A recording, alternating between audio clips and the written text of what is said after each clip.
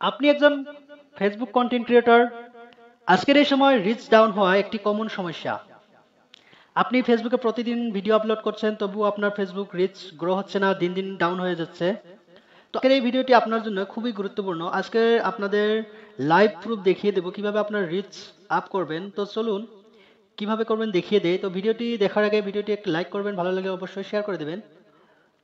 তো এর জন্য আপনাকে পারফরমেন্স দেখেন, এখানে রিচ, নেট ফলোয়ার্স, এখানে সবই লাল বাতি জ্বলে আছে। তো এখান থেকে আপনি একটি স্ক্রিনশট নিয়ে নেবেন, নিয়ে ব্যাগে চলে আসবেন। চলে এসে এখানে আপনি সিংসে যাবেন, সেটিং এ গিয়ে দেখেন এখানে হেল্প এন্ড সাপোর্ট, এখানে ক্লিক করবেন।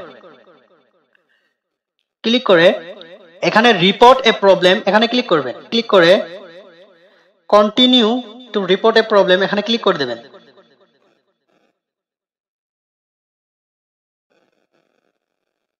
একটু ওয়েট করবেন। দেখেন এখানে ইনক্লুড, এখানে ক্লিক করে দেবেন।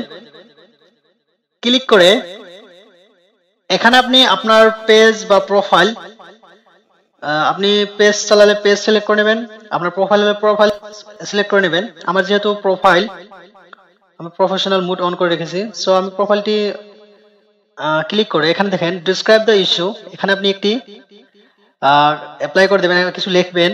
দেখেন আমি অলরেডি একটি লিখে রেখেছি, সেটি আপনি এখানে পেস্ট করে দেব। আপনারা, আমি যে ধরনের লিখেছি এই ধরনের আপনারা লিখে এখানে দিবেন। আর এখানে দেখেন নেক্সট যেটা অপশন আছে আপলোড ফ্রম ফোন, এখান থেকে আপনি যেটা স্ক্রিনশট নিয়েছেন সেই স্ক্রিনশট এখানে আপলোড করে দেবেন।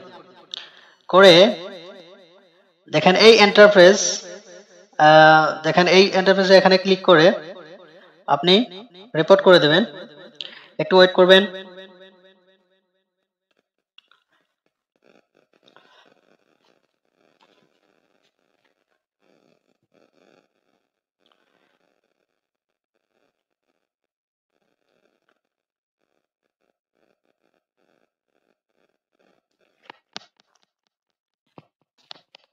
দেখেন আমার রিপোর্ট করা হয়ে গেল।